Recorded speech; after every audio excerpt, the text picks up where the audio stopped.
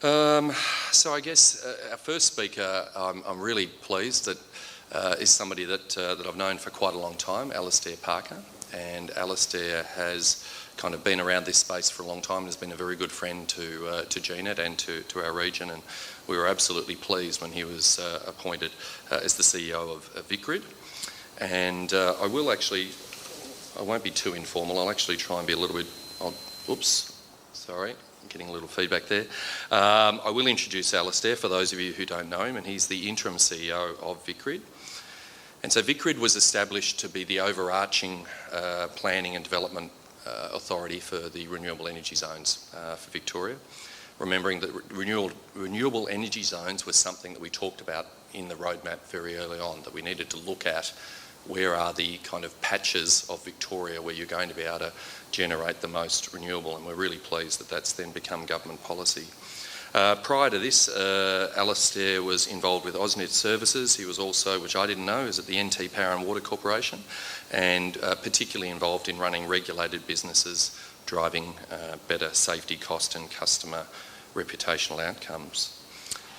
Moved to Australia and previously had spent 15 years working in the UK as part of the National Grid and in a number of commercial roles, and also worked for Ernst & Young in New Zealand before moving to PricewaterhouseCoopers in Australia.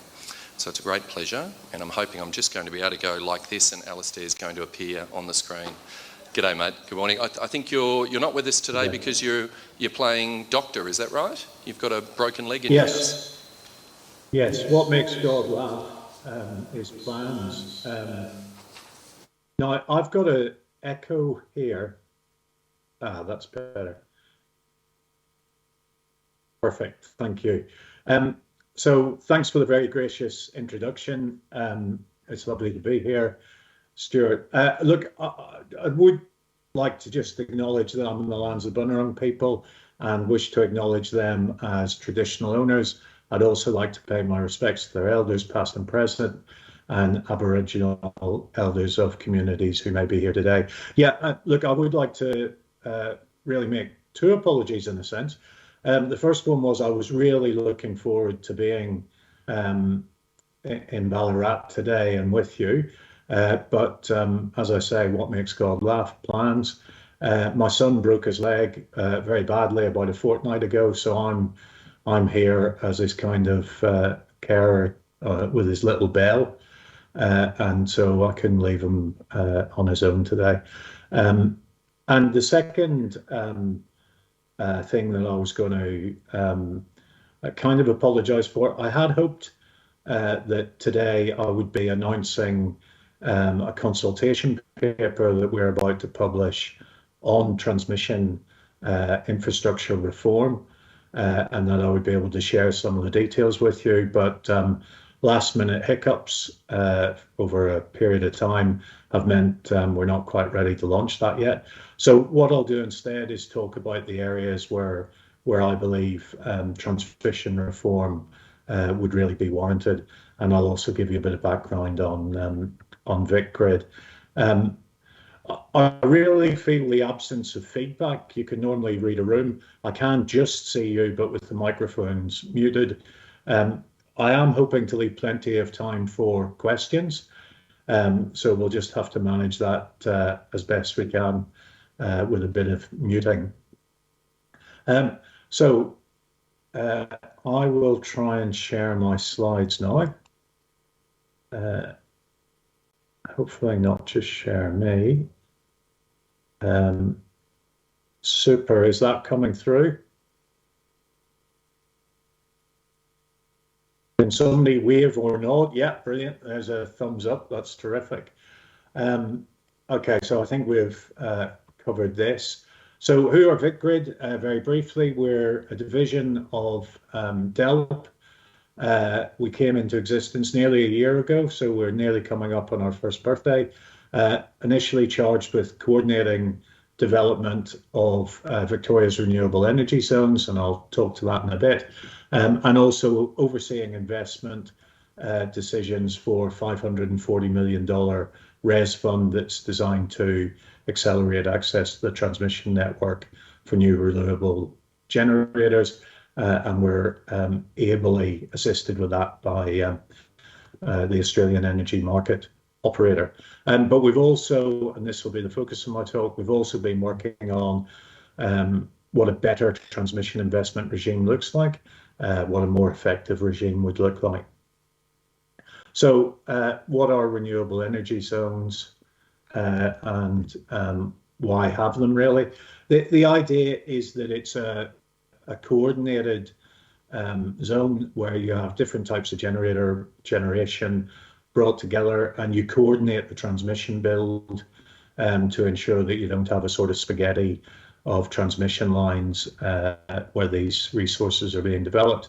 The idea being that it reduces cost, but it also offers opportunities to coordinate regional development, to think about the type of demand that you might want in a renewable energy zone, and green hydrogen is one of the examples that's sort of talked about. And it does offer that opportunity to minimise impacts on the community and to really have a sort of regional-led, community-led approach.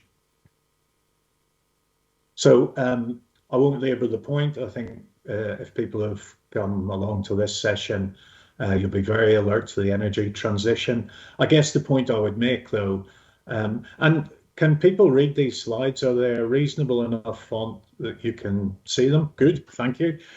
So I won't read them. I think the point I would make is it's not just transitioning one small element to a new element. We're not just fading out big coal stations and replacing them with a big new box that kind of replaces their capability. It's sweeping changes across the sector which are interacting and which complicate decision making immensely. There's a number of strands to it, and so every one of these provides some context to the need to rework our transmission network, our electricity transmission network, to make sure that it's fit for purpose. So we have, as VicGrid, a staged approach to developing these renewable energy zones. Stage one is really all about that $540 million fund to establish the renewable energy zones and to do what we term stage one projects, and I'll talk about them a tiny bit more on the next slide.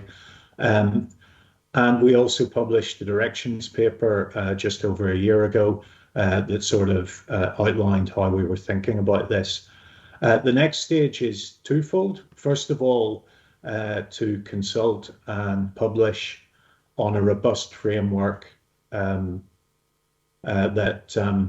allows future investment in RESs and spells out to the market and to communities exactly how we'll think about issues. But that will take some time to take effect, the nature of legislation and so on. And so there will be some medium-term projects that we call stage two projects that we will be working on, and they will be designed to unlock significant new generation. And we'll talk about that as we over the next sort of 6 to 12 months, we'll put more in the public domain. So this is my favourite map. This is the 6 renewable energy zones in Victoria. A cynic might say it's the whole of Victoria, and there is an element of that. What the map seeks to illustrate is the various stage one projects. The little teal, I suppose, to use a popular colour at the minute. The teal bars show you the sort of spare hosting capacity that is in each RES zone at the minute. You can see that's pretty limited in some places. What the little dark blue bars show, some of the capacity we'll be adding through minor network augmentations. The blue bars, the light blue bars show some augmentations we're doing that will help strengthen the system. And then the orange down at Mortlake is what's called the Mortlake Terminal Station, and it will generate a lot of additional capacity in that region by dropping line an additional circuit into Mortlake Terminal Station. So these projects, you can see, they give some good additional capacity, but it's not huge, and it certainly doesn't address the scale of investment that we've got ahead of us. So I'll sort of change the tone of the presentation now. That was just a bit of background on Vicgrid, what we've been up to, what we see as urgent. What I'm going to do now is just talk to some of the things that I see are wrong with the current investment framework, and some of the things that we're thinking about doing something about. So this is a really simplified diagram, if anybody's been involved in it, a really simplified diagram of the current planning framework. You have a system needs process led nationally by EMO, but also in Victoria by EMO. What are our future needs? What's the optimal development path? And that's a very dry and modelled sort of outcome. You then go into a business case phase where, again, you work out what the technically and economically justified efficient projects are. And the project only proceeds if that regulatory investment test for transmission is passed, even if experts and various people in the sector can see a crying need for an investment. If it doesn't pass this test, it doesn't go ahead. And actually, the reason we were doing the stage 1 projects is because they didn't necessarily pass the regulatory investment test, but they did have real benefits in terms of the renewable capacity you could add to the system, and that's why government stepped in to nudge that along. There's then a procurement phase in Victoria where we work out who's going to build it, and various proponents tender for that. We then, once a proponent is approved, we then start working out exactly where the infrastructure will be built. And the environmental effects process statement is the first time the community really formally gets an opportunity to comment on that. And of course, as we've seen in Western Victoria, that can be pretty confronting, and they have a lot of questions at that stage. And they're left with a sense that all the really big important decisions were made way up at the front in a very dry and economically rational way that probably didn't give weight to the community. And then finally, if you get to the end of this process, and by now we've probably spent 5, 6, 7 years, you then get into project delivery, and it takes a couple of years. So 2 real issues for me. One is the sort of very tight regulatory investment test that may not take into account all the factors that we need to take into account in making these investment decisions, and the fact that the community is really only involved in the decision-making process later on. And of course, all this is taking place against a background of rapid change. We have increased uncertainty. You know, everybody can see that coal power stations are going to close, but when and exactly when? We've got a much more complex energy system coming, and even engaging with communities is much more complex than it once was. And there's real urgency to this. If I take 7 or 8 or 9 years to build a transmission line, you know, that's not something you can do in 20 minutes sort of thing. So when you look at the local community, we commissioned the communities that will either benefit or be affected by these RESs. We commissioned some research. How were they likely to respond? And really, there was 6 challenges. One, this is a massive build out that goes across the whole of Victoria. So there's not going to be many communities aren't affected by it. But number 2, they're just not aware that this is changing in this way. So there hasn't been a really good community awareness of either this impending build out or the need for it and why it's needed. Once you start a discussion with community, there's real perceptions around fairness. There can certainly be a tone that regional Victoria is doing the heavy lifting for Melbourne. And of course, that brings its own issues in terms of perceptions of fairness. But there can also be things where neighbours are in effect pitted against one another, and how you address that. There's some exacerbating factors, particularly, you know, the last few years we've had COVID, but, you know, you're not coming into these communities when nothing is going on in them. There are always things that are heightening concerns. I think of the discussion about putting the soil from the Westgate Tunnel in the region around Bacchus Marsh. There's always something going on. And then when companies get into these processes for the first time, they've not always set up the systems to be responsive to the community in the way they need to be. And you can always see somebody who's done one of these projects before. They've always got that capability stood up well before any engagement with the community. And as I observed in the previous slide, there has been limited opportunities for early engagement. So if somebody happens to read the classified advertisements in the Australian or the Age, they might have seen a tiny little reference to a project that will have meant nothing to them, but that was allegedly their opportunity to contribute. So these are all things that I think need to be addressed when you think about the framework for transmission investment.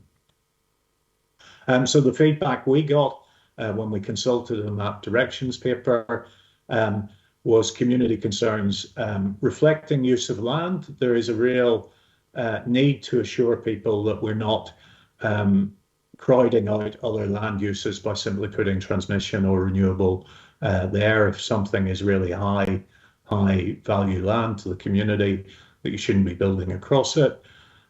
There's an expectation, you know, as an engineer, you might see transmission lines very separate to microgrids and micro batteries, but there will be a perception in the community that renewable energy zones offer that opportunity for a holistic consideration of these things. We need an independent body. Business case assessments should be holistic. They shouldn't just look at dry energy topics. And there's a real need to build confidence that there will be good governance and representation of very diverse stakeholder views. So I think both communities, investors and industry participants are really keen that they can see everybody's interests are well represented and that it's not just a black box that kicks out bright ideas.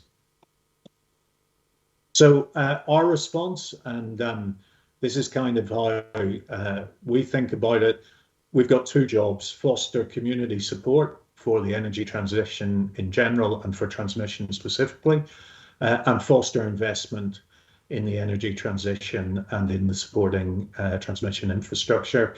And to do that, we probably need to think about the planning process, benefit sharing arrangements, access arrangements, that when these generators connect, they've actually got some sense that they're going to get to market, and an engagement process that sort of ties those things together and really gives communities an opportunity to engage. So in terms of, I won't labour the detail of this. Hopefully the slides will be shared, but what we're working on already is a strategic land use assessment that will really take as an input local values, priorities and preferences. We'll seek feedback in communities, and we'll really understand exactly where it's feasible and realistic to build these renewable resources, where that overlaps with great resources, great wind resources, great solar resources. But that sort of early sighting of where land uses are really valued, and I think both of economic uses and farming and so on, but also in terms of traditional owners, other stakeholders, national parks and so on. And that allows you upfront to avoid the areas that are the most emotional, most important to the community, and it allows the de-risking of that investment landscape. And you might think, you know, what do investors think of that? That sounds like a costly process, but they really welcome this idea of knowing that you've got good community support. So this is just a very simple example of the types of things we would expect to see coming out of a strategic land use. And of course, Victoria is a kind of high population, low landmass state for Australia. So we kind of have more stakeholders.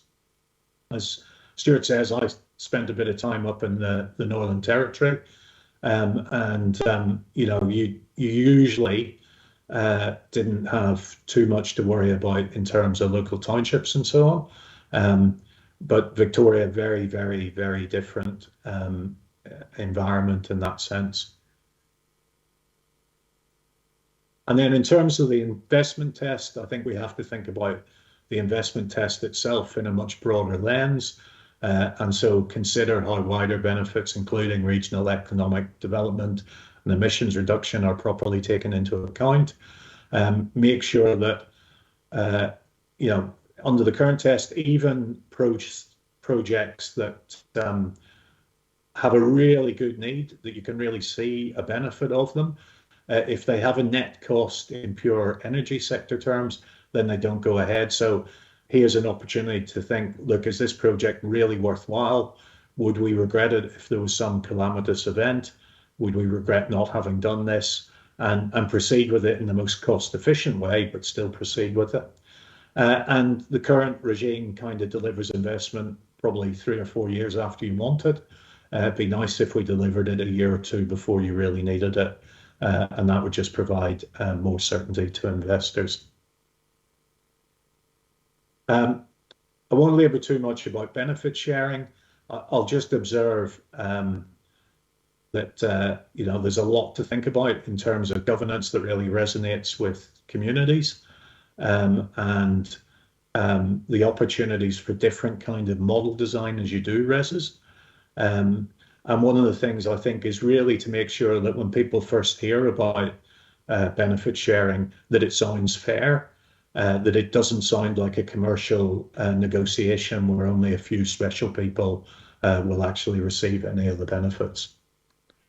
And so here's just a very simple slide of the various things that can be offered, and really sort of as you get down towards the bottom, looking at some more innovative things where communities actually take a share. So all in discussions. I think one of the considerations for us is kind of what's the minimum standard that any community can expect, and where are the areas that a really great proponent in that procurement process can shine and can lay out just really great ways of engaging with communities. And so getting that balance right between a sort of, this is the absolute minimum standard, but look, if you're really good at this, you can go above and beyond and deliver some better benefits.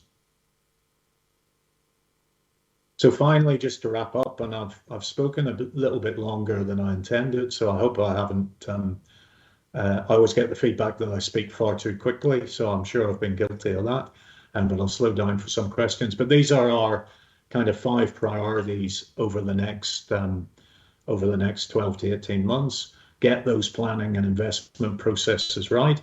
Hopefully we'll get this consultation paper out, and then people can look at that, throw stones at it, improve it through a feedback process.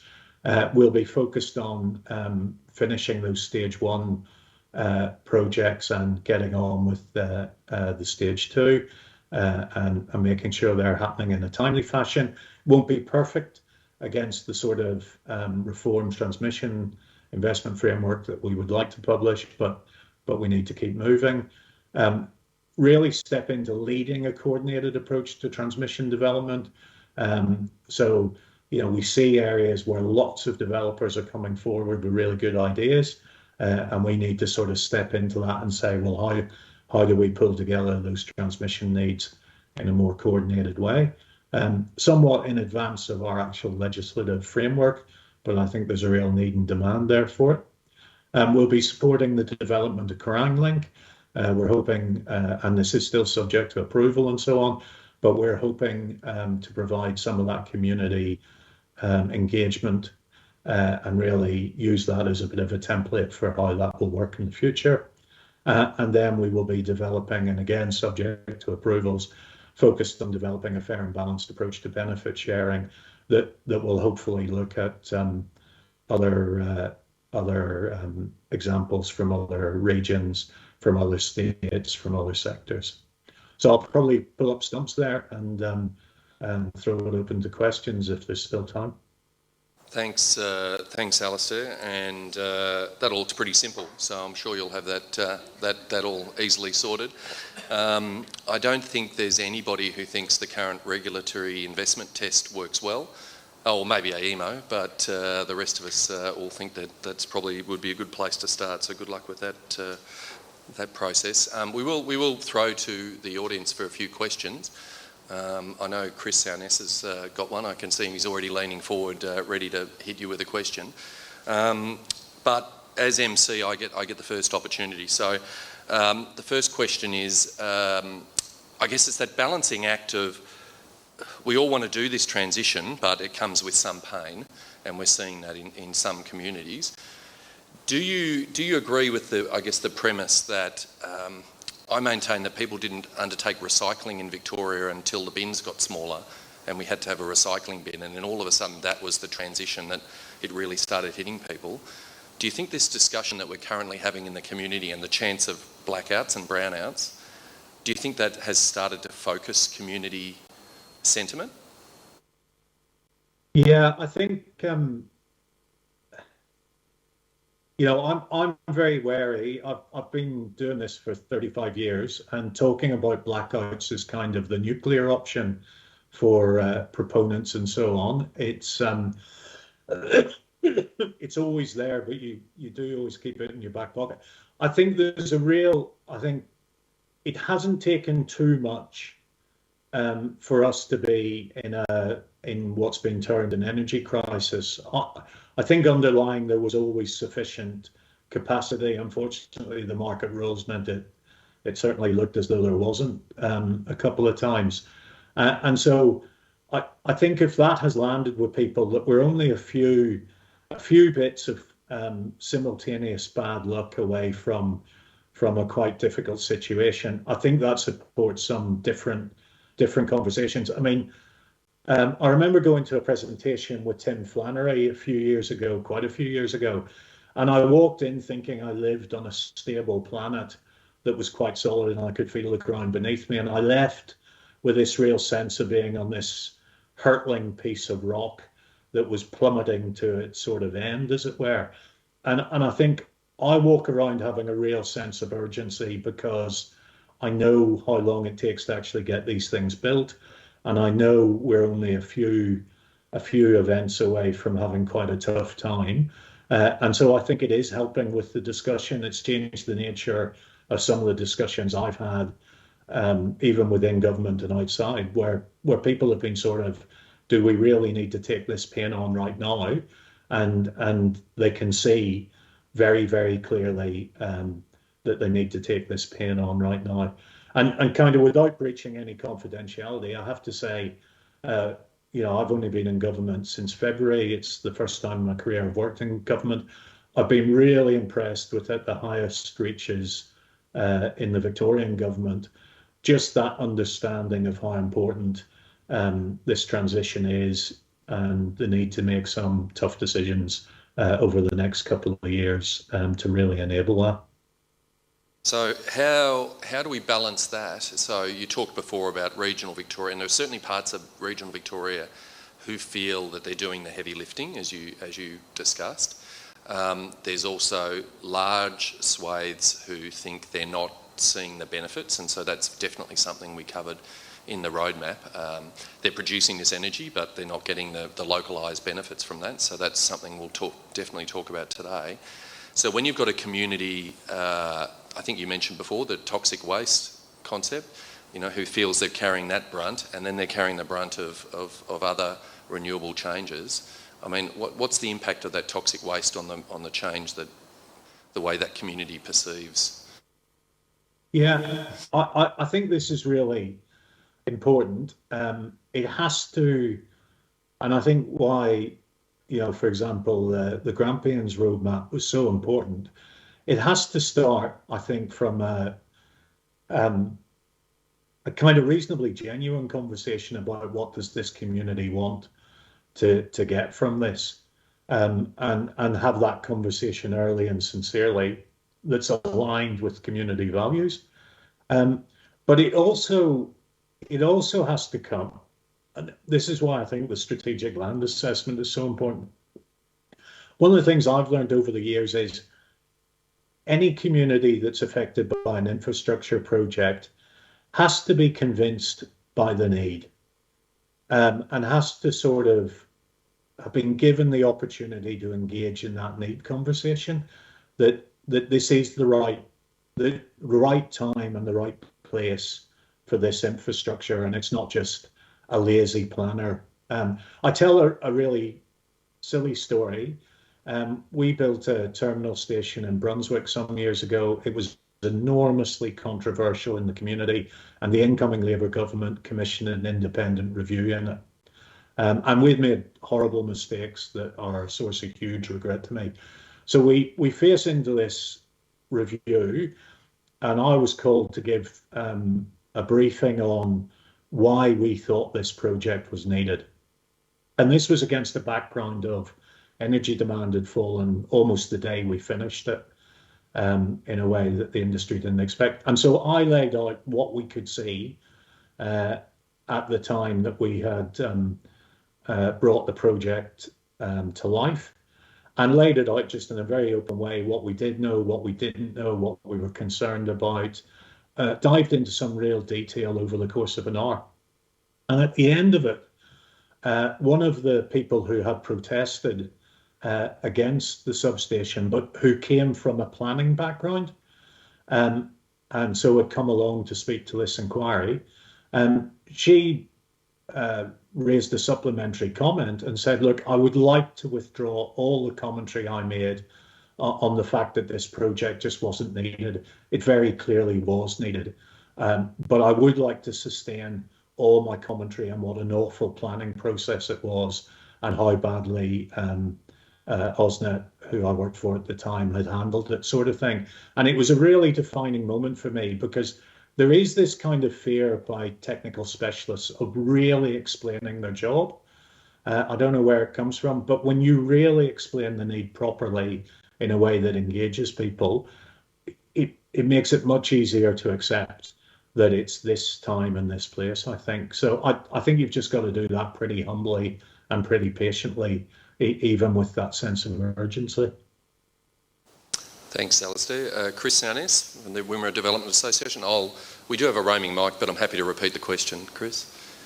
Use small words for me, please. Yes. My question is, I look at the Western Big Power Line challenges of getting that through, and there's obviously a community, and you use the word community a lot in your presentation, but it seems to be very focused on actually where the power lines are built and not on any of the community that will get any of the, I suppose, opportunities. So that's sort of, how does the Wimmera Southern Valley communities, particularly the people living in the smaller towns, are never going to be that articulated about knowing what the benefits are from the Western Victoria power line, but we do know that a lot of those towns are basically in energy poverty, in the sense that they can't grow because there isn't enough energy in those towns to enable growth to occur. So we look at the REDS document that's just been about to be released, and that talks about how there's been no population growth, and in some towns population shrinkage over the last 20 or 30 years. And I think you'll find that a lot will align. Agriculture will be one reason, the other reason is there's little opportunity to grow businesses in the region because there's not enough energy.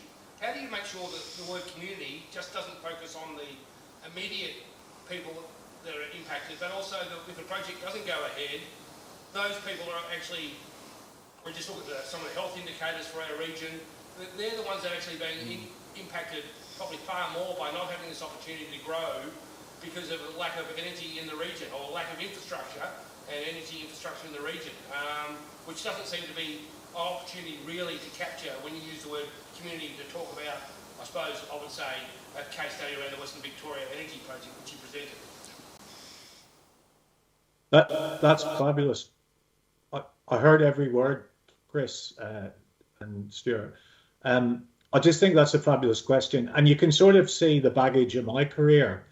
You know, I tend to view this as about the disbenefits of building really ugly things near people.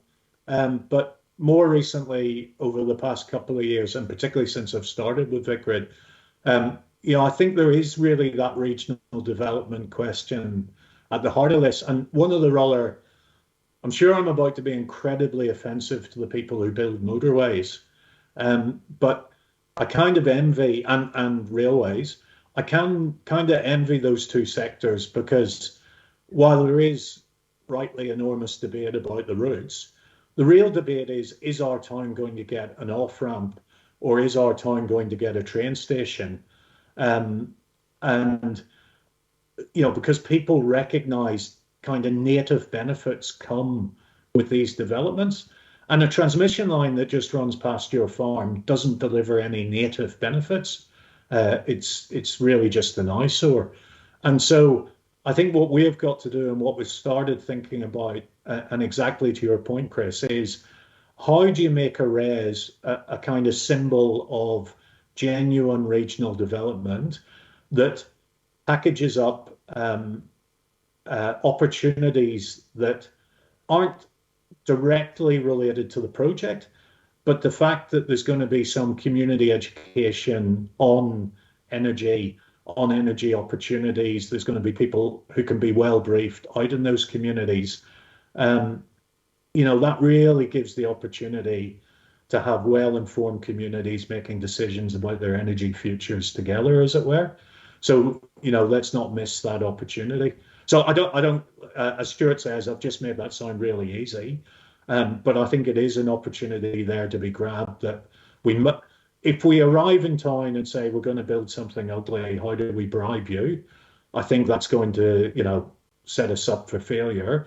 If we arrive in town and say, look, we want to talk about energy, we do have an agenda, but we want to make sure everybody here is well informed to get the absolute most out of this that they can.